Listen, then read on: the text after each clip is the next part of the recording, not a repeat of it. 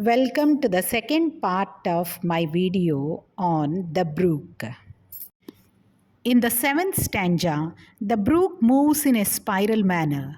It helps the plants mature in a healthy way by supplying them with adequate amount of water. Hence, its journey helps in the blossom of other elements of nature. It also gives life to aquatic animals like lusty trout and grayling, which are the big freshwater fish.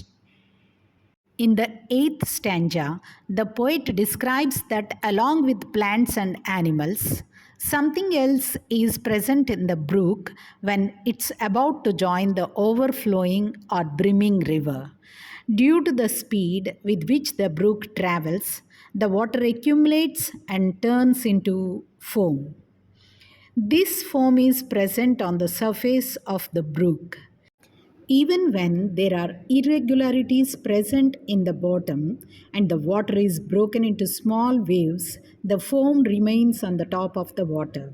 The water breaks, which are situated above the golden colored sandy surface of the earth, do not disturb the shine of the water. In the ninth stanza, the brook carries the foam and also sometimes the freshwater fish, and it joins the brimming river. Again, the poet repeats that the brook will continue flowing into the river and giving life to aquatic animals, whereas the humans will die someday. In the 10th stanza, the brook flows through lawns and handful of grass quietly. It passes through hazel, means brown color, trees and bushes in a manner that makes it look like the brook is sliding. It flows through a type of flower named forget-me-nots and provides water to it. This leads to the healthy growth of the flowers, which are eventually plucked to enrich the love between two happy lovers. Hence, in this stanza, we see how the brook enriches not only plants, trees, bushes, and animals, but also the love among human beings. In the 11th stanza, the brook moves with a smooth sliding motion. It travels through some gloomy or dark looking places and it changes its direction when it hits some rocks. Many birds who fed on fish dive into the brook and catch the fish from the surface of the brook.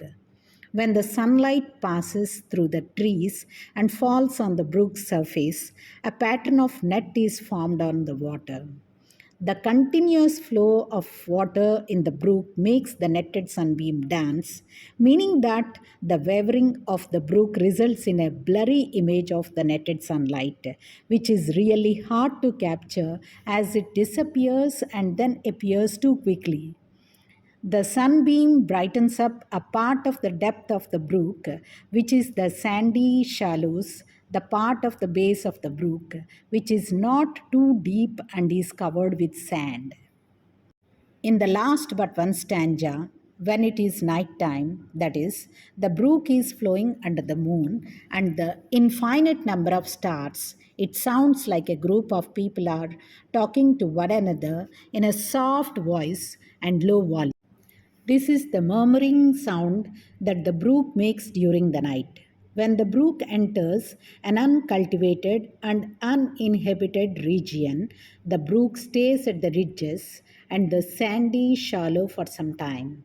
Hence, there is accumulation of water in those places.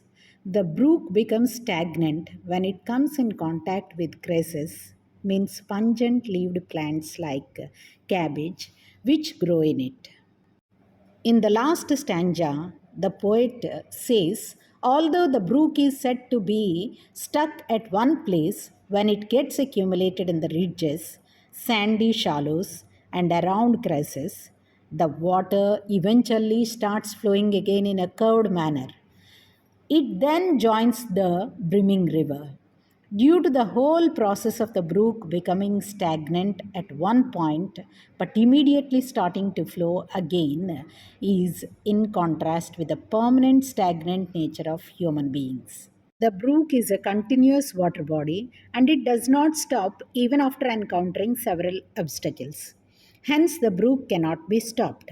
However, we humans have a limited lifespan and we can be stopped by death. Thank you.